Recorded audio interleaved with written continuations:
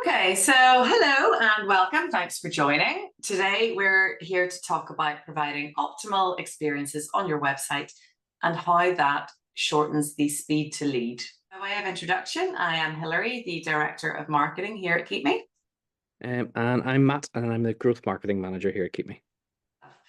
Okay, so a bit of an outline for you then. So often the first experience of your brand a potential member has, sometimes they're going to see an ad or a social media post, or maybe they've walked past some of your branding.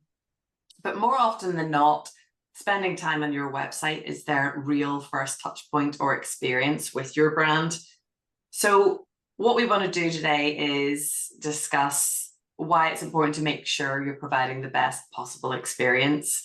And to give a quick overview of that, what I would say is, the obvious things are it's to show and give them a taste of what they can expect from you, what your facility looks like, what your ethos is, what your niche is, if you have one.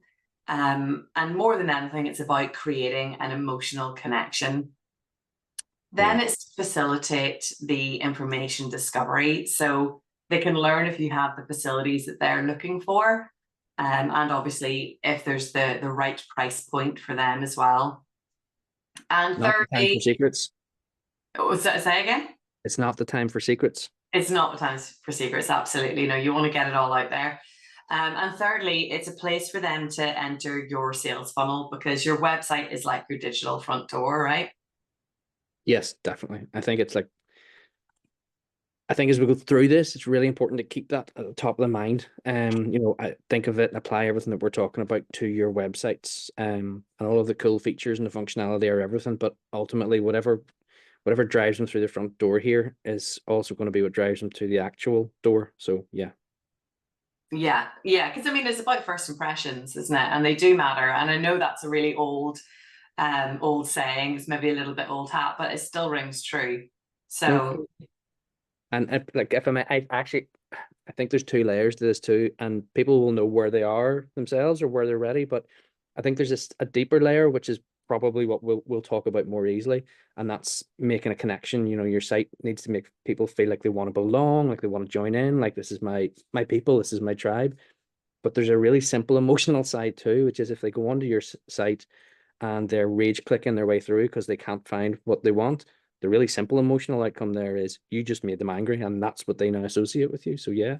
yeah, and that's brand perception, isn't it? If Totally. you've created a bad experience, even though that's a digital one, and that's not what your business is about, you're not selling digital experiences, you're selling in-person health and fitness facility access, right? But if you've provided a poor digital experience, then that's going to have a knock-on effect on the brand perception.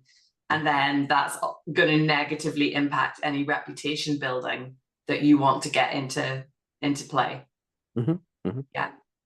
So when we look at that brand experience, then, obviously, like, we touched on that at the start, you want to have your pricing and you want to make it clear what facilities you have. But there's also other ways that you can be really selling what you have there. Like you want to showcase happy members and Yes. what they do at the club. So there's so many different ways to showcase that.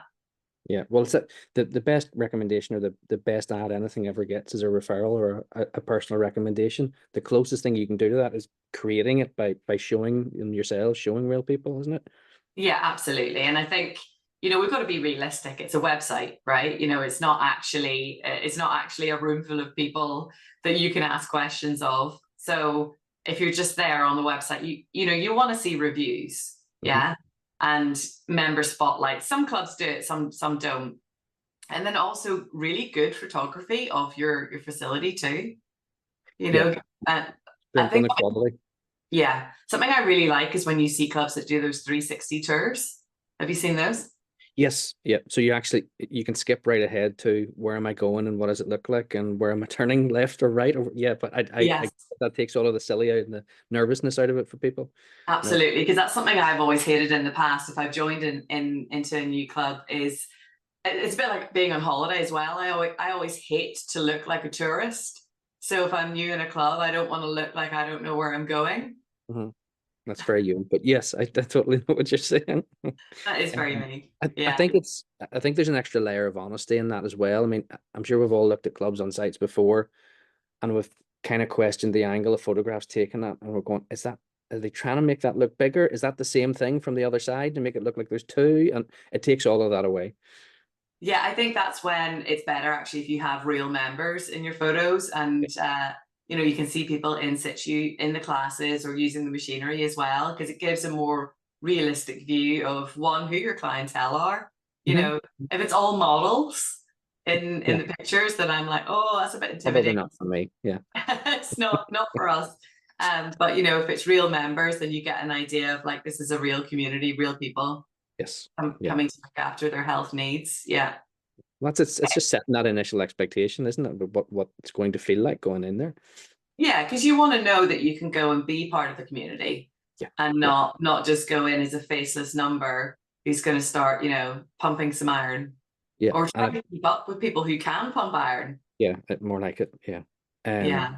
I think that for me always comes down to that question. It's like if this brand was a person, would I want to spend time with them, or does it look like somebody I'd cross the street from? So yeah. And that's very you, Matt. That's very okay. So let's move this backwards again, because we've got into the realms of talking about the community Yeah. in a very real sense. So let's go back to what that looks like and what it should be on the website. And I think the most obvious place to start there is actually the homepage and the impact of a well-designed homepage. Like the first thing that you're going to want to see there, or that you're going to want to convey there, because I think this is very much from the operator's perspective, is a sense of brand consistency. You know, Yes. You know because what you're looking at, and yeah, exactly. They want to be sure that they've come to the right place. Especially if they've walked past one of your clubs in the town. So it should reflect what they are seeing. Um, and then easy navigation, right? Because per website navigation is the most off-putting thing. It doesn't matter what you're buying or what you're in the market for. If you can't find what you're looking for, the information, we have really, really short attention spans. I think what is it, like 10 seconds as a yes. digital consumer now? And if we don't, Yeah. yeah, if we don't have instant gratification, we're away, we're gone, because we're going to be distracted by something else shiny, or someone else targeting us with an ad. Somebody who does it better. Yeah, Yeah, absolutely. that's Um, always the way. and I think, like, I mean, I don't want to overdo the physical comparison, but it's no different from your facility being in from a main road, or it's no different from your facility having a big facade and you having to go down through a corridor. If you walk in somewhere, you absolutely expect signposting as to where the change Yeah, rooms are, or where the pool is, or where the gym is. It's no different when they're on the website. If they want to contact you, it needs to be obvious. Where are the contact details, or where are the questions, or where can I submit a form? You shouldn't yeah. have to go hunting for it. And that really stood out when we were doing the time to reply industry studies. Like obviously we were looking at so many different types of clubs. So, public leisure all the way through franchise and corporate chains, multi-site independents. Yeah. Yeah. And it didn't, it didn't seem to really matter whether you were a really big chain or an individual club. There doesn't seem to be, it's not necessarily the case that the franchises do it better. Do you know what I No, mean? no, there's no one perfect group getting it all right. Absolutely Yeah. not. But the ones that really stood out to me that I thought were a joy were the ones that didn't just have loads of tabs. It was just really, really simple. Here's the membership information. Here's our list of facilities with really good photography. And for the most part, I would say the ones that I enjoyed looking at the most were the ones that didn't hide their FAQs. Mm-hmm. Mm-hmm. The information discovery, the things that I wanted to know, like about disabled access or just opening hours and everything, they were there on the homepage, or there was a very obvious link to them, so I could get Absolutely. what I needed. Yeah, I mean, even as I was going through those, I was very conscious that, while I was using the lens of a prospect, of a potential new customer, and I had to look at things that way. Um, as I was doing a study and trying to be fair, I was also probably spending a bit longer looking than a real prospect might look, and searching a bit deeper, because I had to be sure and I had to be fair. So we're even then we're giving the absolute best version of how long someone's going to spend.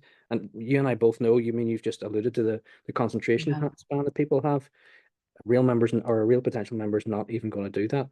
For me, the sites that stood out were um they weren't necessarily the ones that took the greatest build or the biggest amount of time or were the most complex. They were the simple ones. As you say, the navigation was clear. You could find everything easily. I looked at so many sites with so much information on them, so much brilliant content, but could I find the most basic things? They were so Mm. busy telling me about how the amazing things they'd done and clearly the amount of resource they'd put into them, only to bury the essentials and make it hard for me to find the answers I needed, that I would have wanted fast. Yeah.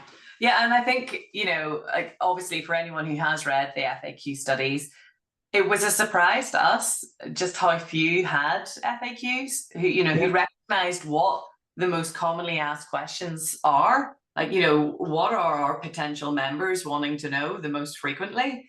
And to see that there was a dearth of those, like there just wasn't, there wasn't a focus on it.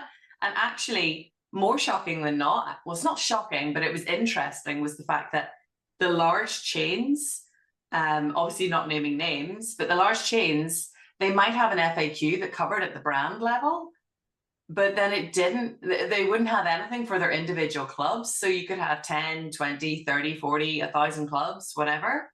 But as an individual prospect, I'm not that interested in what your frequently asked questions at brand level are. I want to know about the particular individual location that's down the street from me that I want to join. Yeah. So not being able to find that kind of made me feel like you were saying, whenever I tried to put myself into the shoes of a prospective member, it kind of made me feel more like a data point, like I'm just another blip, Yeah. that's on their website. And I didn't feel like I was being catered to. There was no understanding of who I was or am as a person and what I might want to learn about that particular location. Yeah, So and those are these practical questions, and yeah, the ones that actually the decision of them coming to see you or taking it a step further, those are the things that they hinge on. They don't hinge on the big high concept, as you say, brand level questions. It yeah, might come down to, I need to nip out during lunch tomorrow to see if your facility is going to work for me, if I can get a tour. I can't do that if I don't know if I can park or not. And you're never going to find that, in a massive chain. It's not unless it has that level, yeah, that a branch level, you're not going to get it. And the clubs that did have, or the chains that did have it at club level, they stood out precisely because it was so rare. There was really just a handful of those, and they seemed special for it, for not really having necessarily had to do that much extra work, but just to create this simple, useful thing.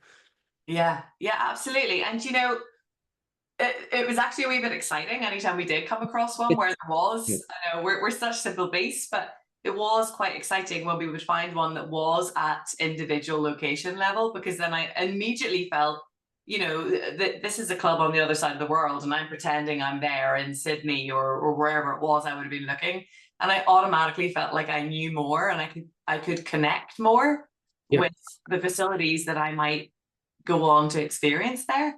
So, That simple thing made it so much more personalized. yeah, and if you think about it from the operator's perspective, it's a small amount of effort to go to in that information discovery facilitation process. And if you're not doing it, that's a major sales blocker.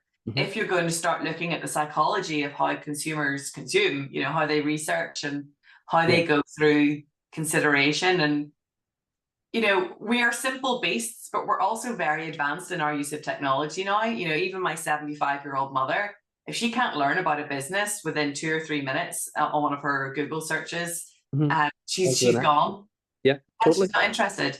So, if you want the business, you've got to make the information discovery a joy, or at very least, make it simple. Yeah, no, Yeah. absolutely. Yeah. Okay. So we've looked at the basics there. There's so many elements to UX or user experience, and I think another one is another obvious one is mobile responsiveness. Making sure that your website is mobile friendly, because so many consumers, and I'm guilty of this, I probably spend more money in the middle of the night when I can't sleep than I Yeah. do during the day, because during the day I'm trying to earn money at Yeah. my job, but at night, excuse me, or in the evenings, you know, that's when I'm doing my researching. That's when I'm looking at products and services I want to buy. Yeah. Um, On your little screen. on my little screen, Yeah. yeah. So Amazing. I don't want heavy graphics taking ages to load, Mhm. and slowing down the experience. Like at the minute, I'm in the market to buy a kitchen, which sounds like a really exciting thing to be researching. But so many of these sites, because so many of them have planners built into them or Yeah. Yeah. visualizers, when you're using your phone, even if you don't go into the planner tool or the visualizer tool, if you're using your phone, it jams up, Yeah. Because and I it's have still to keep, trying to load and you're, yeah. yeah. Yeah. So that immediately puts me off some of the even the biggest kitchen company brands out there. So that's an aside, but I think it's a valuable example of, you know, It's the same thing because I guarantee, I mean, it's something you and I talk about and have to think about as well. You know, we're working on the Keepme site. We're not working on a monitor that shape. We're working yeah. on a desktop computer. And when most of us are making changes to our sites, even little simple things, even though we might look at everything day to day for ourselves in our hands on a phone, most of that work happens on some form of a desktop or a laptop. Um, Yeah. and it's just it's back to that thing of looking at it from the consumer's point of view. Part of that is looking at it on your phone and being sure that the responsiveness works and actually physically going and checking it, not just knowing my CMS, my website builder can handle that. Go and look, Hmm. check and see what it actually looks like and how it actually performs and functions. Um, Yeah. and I think that the other big one for me there is, I think if you've any doubt at all about whether people will make commitments or will, I know you're talking about researching your kitchen on the phone, and you know, kitchen's a big purchase. You're probably not likely to buy your kitchen on the phone. No, no. But there's a big but coming here. There's a definite a lot of my background is in e-commerce, and there has been a shift year on year on year, and it keeps moving. Where people used to, if you'll forgive slightly Irish language here, people used to, you know, look at what they were going to buy during the day on the phone, and then at night they would go and buy it on the big computer because it was a Yeah. purchase, because it was this thing they were committing to. But and we do it everywhere. But there's a shift coming. That traffic on the phone is still the higher traffic, and then the Yeah. actual purchase or the conversion or the commitment to the tour or the trial very often would have happened in the evening or at a right sit down at a desk time. That's shifted. I booked my holiday this year on my phone. I didn't make the That's move true, over you to a know. larger screen, and it'll come. It'll happen with everything. Yeah.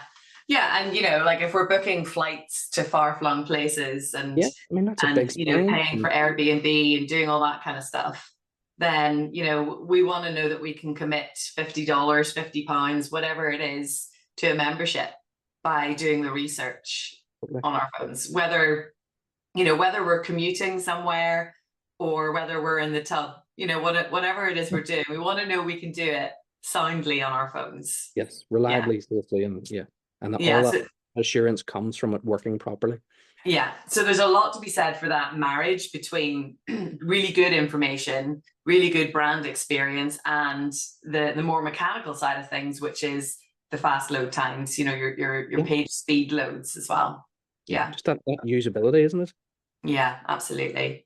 Absolutely. And then so then that brings us logically on to the next point, which then is about, you know, we've touched on it there with like wanting to know that we could take the next step in the signing up for the membership, and we could do it Mhm. reasonably and with confidence, even on a phone. So it's about streamlining any conversion path that you have, whether that's, you know, to book a tour for them to come in and see the club, or to, you know, get their name in there for a free trial, you know, whatever the offer is that you have. Mhm. And I always think those things come down to two words, and the two words are fewer clicks. The Yeah. smallest number of clicks you can get somebody to commit to an action, the much more likely it is that that'll happen. Yeah, absolutely. And I think that's also because people want to self-service their experiences. Yes. You know, like there's all sorts of research to show now that people do, they expect to be able to do anything online that they could do in person. Obviously, with the exception of actually, you know, doing a physical act like driving a car, for example. Obviously, we can't Yeah. drive a car on Yes. our phones, although, you know, maybe that's not in the distant future either. But yeah, we want to be able to do anything. You know, like I said, if it's 2 in the morning, do it on our phones. Yes, it should just be there. It should just work. I mean, I think we looked at a lot of those statistics around that whenever we were doing the time to reply study, because obviously we're looking Yeah. at like what the expectation was on getting a reply and how quickly a reply would be. But the wider stuff around that would be, I think it was 63% of people would actually abandon a brand if it's some kind of negative Yeah. interaction with the information that they were going through. So that's, I mean, 63% drop off. Nobody needs that in their numbers, and that's just around the information they can find as they go through. Yeah, you're going to kick yourself if you lose 63% of your leads just because there's something on your website that's not quite ticking their box, right? Yes, exactly, Yeah. exactly. Yeah. Um, And I think in that data that we got, and that, you know, that was helping support some of the information that we put out as well, Salesforce had said that 61% of consumers expect and favor ease of self-service options, yes, yeah. right? They want to be able to do it themselves. And 61%, yeah, it's not everybody. Of course it's not, but it's still the The bigger majority. chunk. Yeah, It's the yeah, totally. majority. And That, I that's think it. that's going to increase as, you know, the younger generations at the minute, they're the ones who are setting the sort of technological agenda and moving everybody forward. Mhm. As more of them come up through the ranks, is it the Gen Zers? Then Yes. then, you know, before long it will be, you know, 95 to 100% of people expect to self-service Yeah. some kind of option.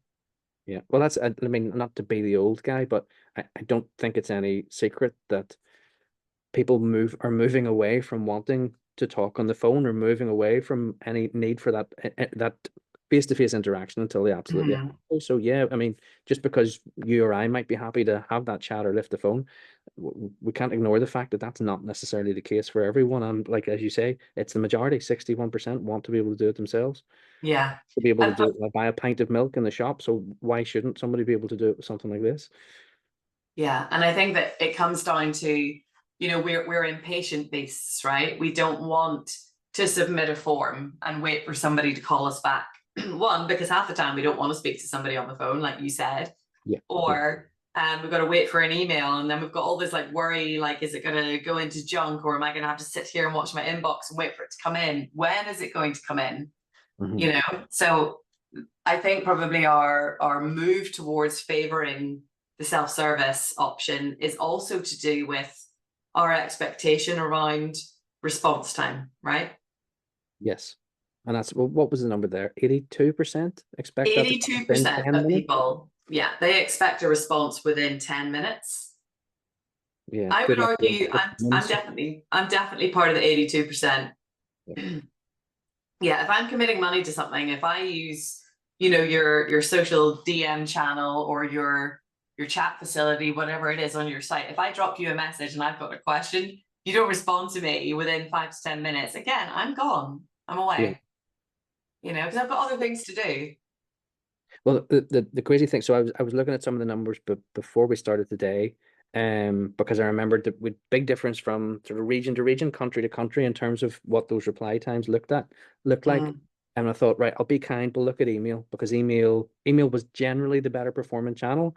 And we'll touch on it as we go along. Social took that little bit longer, but email, I remembered the multi-sites in America, I think we're coming in around about an hour in terms of response. And I was thinking, right, well, an hour's not bad.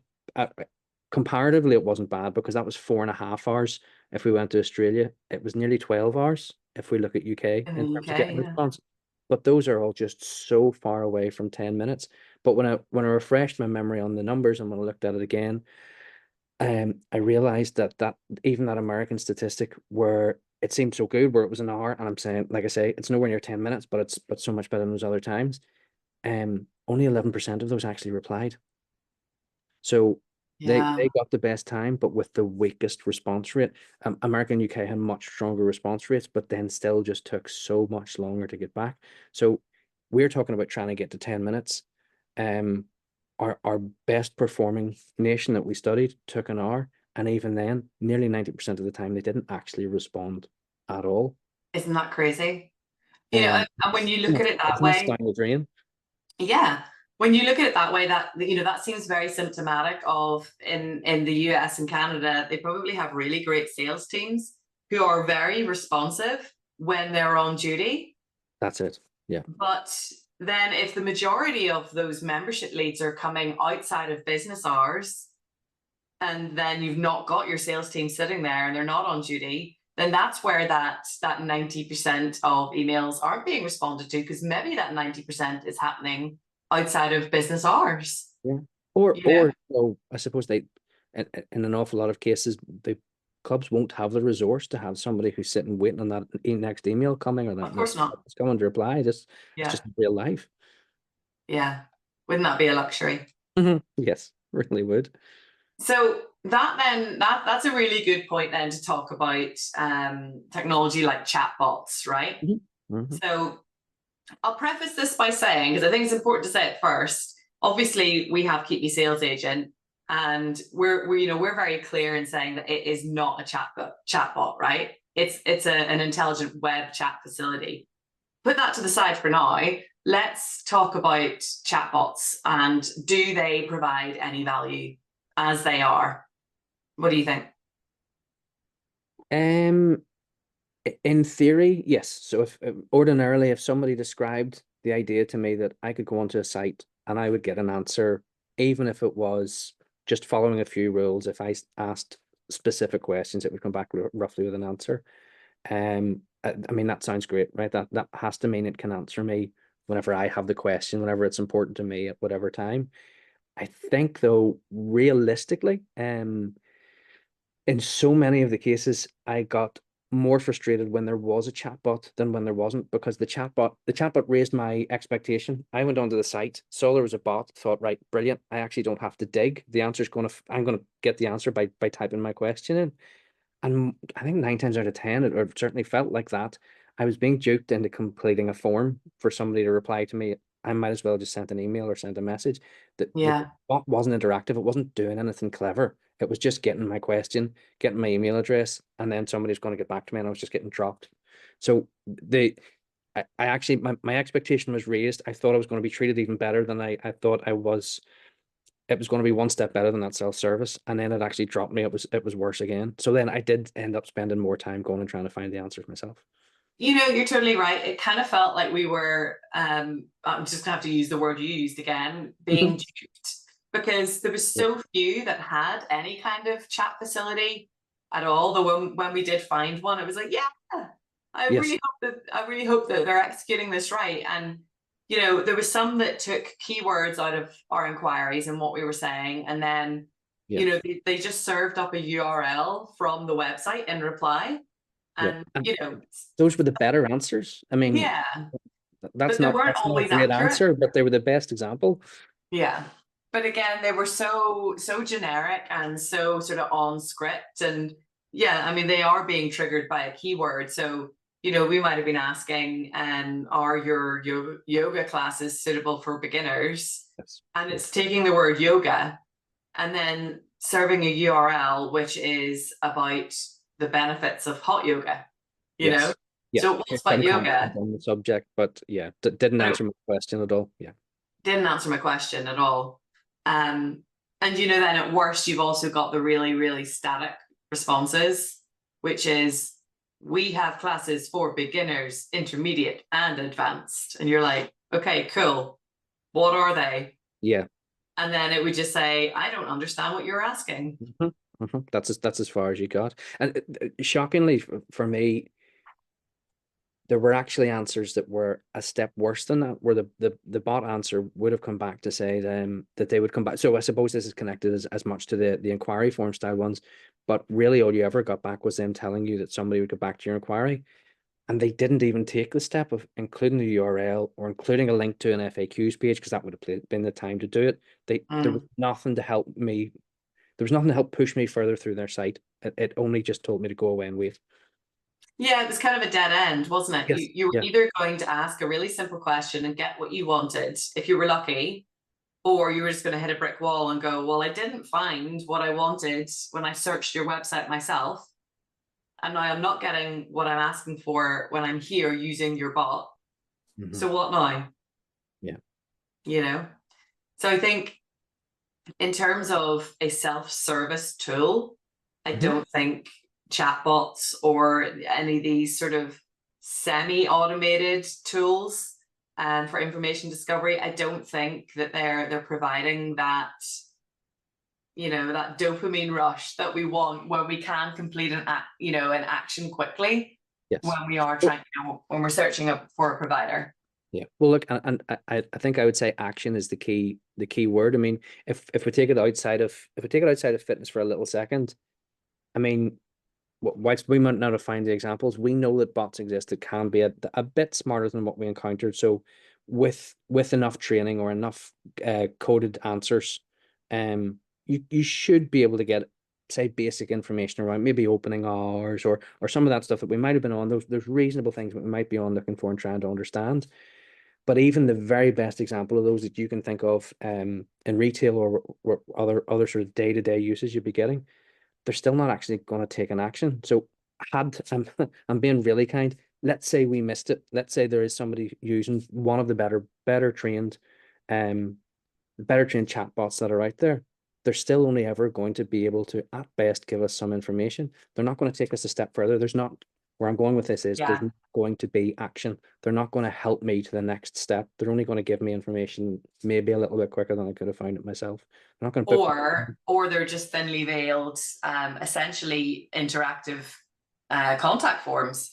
Yes. Where they're asking you the questions. You think you're getting further. You think as a prospect, great, I'm in their sales funnel. Well, maybe you don't think that, but you think, great, I'm being seen and heard, and you're giving over this information. And then the bot comes back and says, great, I'll have somebody call you, or somebody will phone you within X hours, 24 hours, whatever it is. And you just feel like a deflated balloon. Yes. Like I've just put all this information in and I'm still no further. Yeah. And look, I mean, we know from the conversations that we're having right now, we could put that information in, what is it, 85% of the time. Clubs aren't actually managing to pick those conversations up with the people who have gone to the bother of completing the form, of filling in the info. Yeah, I mean, like it's anything between sort of 10, 15, 20%, if you're lucky, of the leads that have actually reached out to you.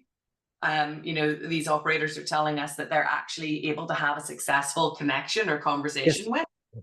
And that's also hugely what the time to reply studies were about. It's like, well, if you're not responding within these golden windows, whether it's 5 minutes or 10 minutes or whatever, works for your niche or in your particular location, if you're not making the strides to facilitate that, then you are only ever going to connect successfully conversations with your 10, 15, 20% if you're lucky. Yeah. So, that's obviously the birth of and where Keepme Sales Agent came for us, because we suspected the problem is there. We went and we tested it in, 3 massive regions, North America, UK, and Australia, and proved it. There's just not that level of responsiveness that there needs to be if you're expecting to make more of that organic or paid traffic, however you've brought them to the site or to your social channels. If you're expecting more of that to turn into a fruitful conversation, where you can actually turn a lead, and a lead is just a data point, right? You want to turn a lead into a prospect, which is the humanizing element, where you've engaged, it's personal, you're understanding them, they're somewhere along the journey into understanding and connecting with your brand. So that then brings us on to personalization and engagement. We can circle back and we can talk, excuse me, we can talk about, the self-service ability to book tours and trials for yourself. But I think, the direction we've gone on, I think it's probably a good time to talk about using conversational elements then through automation or through AI for that personal touch and that personal experience. Yes. Well, I suppose that's so much of what we've talked about there is the good examples, the one that struck us, the one that leapt out, were the ones that it felt like they were giving an answer directly to our question. They were narrowing down. That's a basic form of personalization. You're maybe talking about a slightly more advanced form of that personalization then on the site.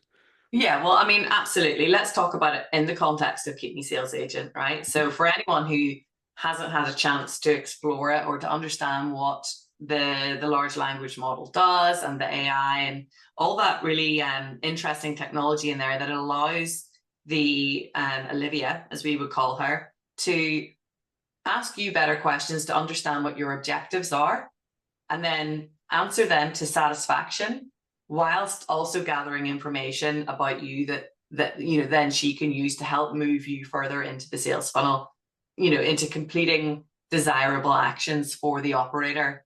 So here we are, we've come around to tours and trials already then. So she's answering your question, she's scratching your back. Now you're going to scratch hers a little. So she's like, do you, I've answered your questions, anything else I can help you with? Yada, yada. Do you want to come in and see the facility? Do you want to book a tour? Yeah. So it's proactive. She actually takes an action. She does the thing that we're saying does not get done. Yeah. And better yet, she's not just a thinly veiled contact form. She's not just taking your details and recording them and sending them to the sales team who may or may not get back to you within a favorable time period. Yes. She's actively recording that into the sales team's calendar. So that's a booking, that's confirmed. Yeah. And that's, I mean, this is the part of this that, I'm sorry, I'm going to say blows my mind. I hate the expression, but it is the part that blows my mind. Is, we're talking about the fact that at best, gyms know that they're not talking to 80% of the people who are trying to talk to them. So all other things being equal, if you know what your conversion rate is and you're happy with it, or you know any other metric that you can take and measure, if all of those stay the same, but you now speak to 5 times more, as in 100% of the people who are trying to speak to you, and everything else still stays static, don't tell me that doesn't change your business overnight in terms of how many tours or trials you're going to get to the door. Yeah. I mean, it's as simple as saying you're meeting your consumers where, when, and how they want to communicate with you. And it's not unreasonable for some people to go, oh, I'm a little bit uncomfortable about that. As operators, we've got a sales team and we've always done it this way. Our team members are like family, and I totally get it. And they should, you want your staff to be loyal and you want them to stay with you. And the beauty of the way we're doing this is actually, we're not trying to replace their job. We're just taking the burden of admin away from them. So when Jimmy, I'll just call him Jimmy, comes in for his shift tomorrow, he's not looking at a call list of people he's got to get through. Then he may or may not get through because he's got other admin tasks to do, or he might have a walk-in, he's arrived for a tour, or maybe he needs to speak to a member of staff about an upsell, or not staff, a member. He wants the rest of their family to join. So he's constantly getting pulled away from all these very highly valuable admin tasks that he needs to do, like his callbacks or is responding to emails, but he can't always get to them. Yeah. So this way, suddenly that whole team has an assistant, don't they? Every one of them has assistants on getting all of the admin done. That so maybe putting words in your mouth, but I feel you were going to say, oh, it's all of the admin that takes them away from what they want to be doing during the day. Yeah, absolutely. And you might look at that and go, oh, but then you're losing the personal connection. But that's actually the opposite, because this way, Jimmy, did I call him Jimmy? Was it Jimmy? Jimmy. So this way, Jimmy can actually be spending more time with the members or the prospective members coming in the door, and that he can refer to the CRM records and learn about what Sarah, that prospect who's coming in for her tour, what she asked Olivia, the sales agent, whenever they were talking in the web chat or through WhatsApp or whatever channel she came through. Jimmy can look at that conversation and he can understand from 5, 6, 7 different data points that, okay, Sarah's got a health concern, or Sarah's getting married in 6 months, and but she's got a bad back, so she can't exercise that way. So when she comes in for her tour, I can talk to her about her back health, and I can maybe recommend or show her particular studios where the yoga and the Pilates happens, and give her a tour experience that's more personalized as well. Yes, yes. So it's Everything becomes customized, doesn't it? everything does, yeah. I mean, it's full circle for full cycle in that sense. So And it's not taking the human side out, or the person out of it. If anything, it's just letting them do that part better. The part where the human connection is the most important thing. They get to concentrate all of their time and energy on that. yeah, They're supported in doing so. Yeah. yeah, absolutely. Yeah. And some people might also be a little bit reticent about the use of the AI in the social DMs. So, obviously we do Facebook and Instagram. And then obviously we've talked extensively about the web chat, but then we also do voice activation. So, inbound and outbound calls, and that's wild. Yeah. Like wild I think in it's the the most, the thing that it's great. really, really, I love yeah, it. it gets attention when people see that, when we show them it, that's the part that they can't quite believe. Yeah. Yeah. Yeah. And I think, yes, you're going to know that you're speaking to an AI, right? Because, well, for one, the AI, Olivia, she speaks a lot slower than you and I do. So, Especially if they're winning. I don't think there's going to be a Northern Irish option. No Northern Irish accents for Olivia. Maybe there will. It depends on if that's what you want for your brand, to baffle and bamboozle your audience. But it's you are aware that that's what you're dealing with. You're speaking to an AI, but you can also tell it's very intelligent. It knows about the brand. It knows about the facilities. It understands my questions. It's not trying to annoy me or take me down another path. It's not, it's not going off on a tangent. It's getting to the point. So as a prospect of the gym, you can have a very fruitful but quite human-like conversation on the phone and still achieve what you want. You don't need to be using a web chat or going into the social DMs if that's not how you would naturally choose to seek your information. Yeah. Well, I think anyone who's still stumbling over what's the difference between this and a chatbot, I think you just covered it. So I'm repeating myself a little here, but it really bears repeating. You think about that idea of how long have they been around now? 10 years plus, where you phone the bank and the bank says, do you want pick this option, pick that option? And I do think people worry that that's what they're getting into. They're shouting, no, number 3. Yeah. And that's not what this is. We've seen it live. We've seen someone rhyme off conversationally 2 completely different questions in the one sentence. Olivia doesn't miss a beat. She answers them both. She understands Yeah. it, and she gets them chronologically back to it is a conversation. It is an interaction. It's Yeah. not choosing an option. And for those of us who get a little bit of social anxiety with dealing with anyone on the phone, I mean, I'm 41 years old and I still don't like trying to book a dental appointment. So if I could phone my dentist, for example, and deal with a relatively human AI on the phone, taking down my details and booking me an appointment, I would be delighted because it's Totally. over and it's Yeah. done and it's dusted. And your mum wouldn't have to book the dentist for you anymore. Well, thankfully, my mom hasn't had to book me a dental appointment for at least 10 years. Much longer than that, actually. Thanks very much. But yeah, no, I would love that. In any other corner of my life, and then to have the confirmation of that come through to me in a WhatsApp, because I'm going to open that, because what is it? There's like a 98% open rate on WhatsApp as opposed to emails. So that's also going to help your operators when the time comes, to maybe like cross-sell or upsell something. But yeah, I'm going to have the confirmation there. And then because I've got the confirmation in a WhatsApp, if anything changes, let's switch this back into it being a membership tour rather than a dental appointment. Yeah, of course. I know that I can message Olivia back and say, actually, that date doesn't work for me. Can I change it? And she's not gonna say, a member of the sales team or a member of the team will get back to you. She's gonna handle it right there and then, right? She's in the diary. She's doing it right now. Yeah, and I can change it, and that annoying anxiety. Well, for me, it would be anyway, that annoying task that I've got to do, like, oh, I've got to reschedule this tour. Suddenly it's a delight and it's quick, and then I'm still committed because I haven't stressed myself out in the process. Yes. thinking I've got to speak to someone or I've got to email someone and wait for this to happen. Yeah. Well, the decision the decision making happens faster because you're interacted with when you want to do it, and that's it. And you have to make a decision, and you're more likely to stick to it.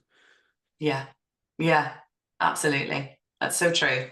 Yeah, like put less obstacles and less friction in the way, and then I'm more likely to stick to my commitment at the other end of this, whether it's a financial one or an in-person commitment, you know?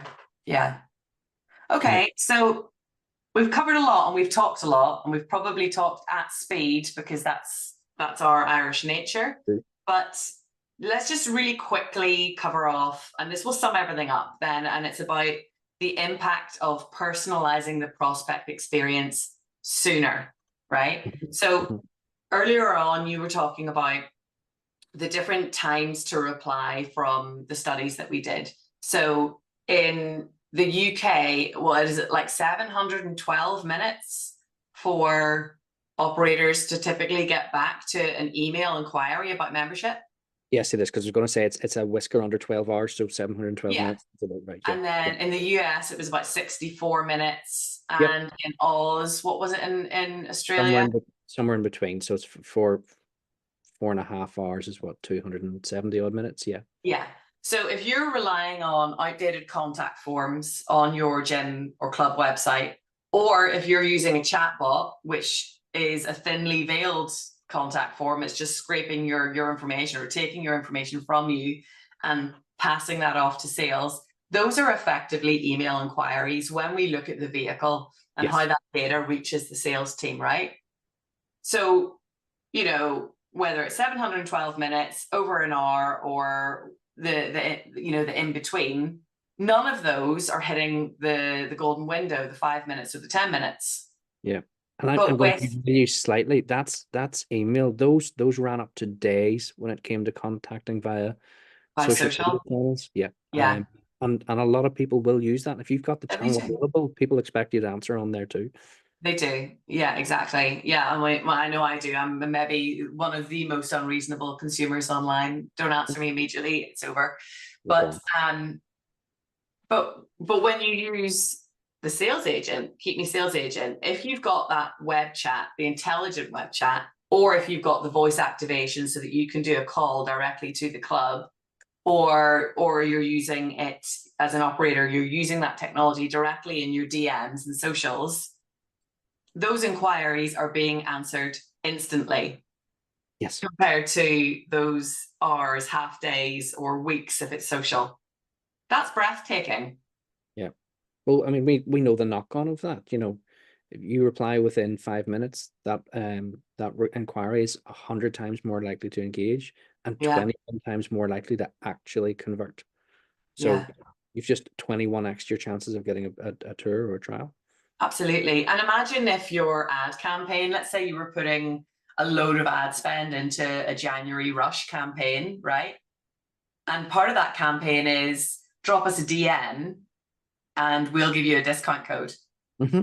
So not only are you being responded to instantly in the DMs because of the AI, because of the agent, and then the agent is responding back with your 10% discount code. What's that going to do for your joining rate? That's going to have that adoption, that ROI from the ads going through to membership, your ROAS, your return on ad spend. That's going to have that skyrocket. Yeah. Not everyone's going to want to drop in that 10% discount, but that's just an example of something that you could do to further enhance that instantaneous, personalized, customized response and push it faster, even faster, to the route of conversion, whether Yeah. there's a tour or trial books in there or not.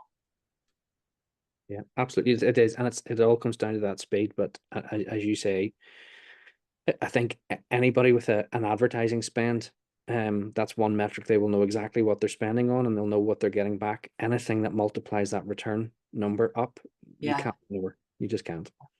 Yeah, and if you're smart and you're playing with your AI and learning the messaging and the conversation tactics that work with your prospects off the back end of that, then you're Yes. going to outpace your competitors in so many different ways, not just in speed, but also in how you're learning from those conversations and how you're being intelligent with the feedback loop.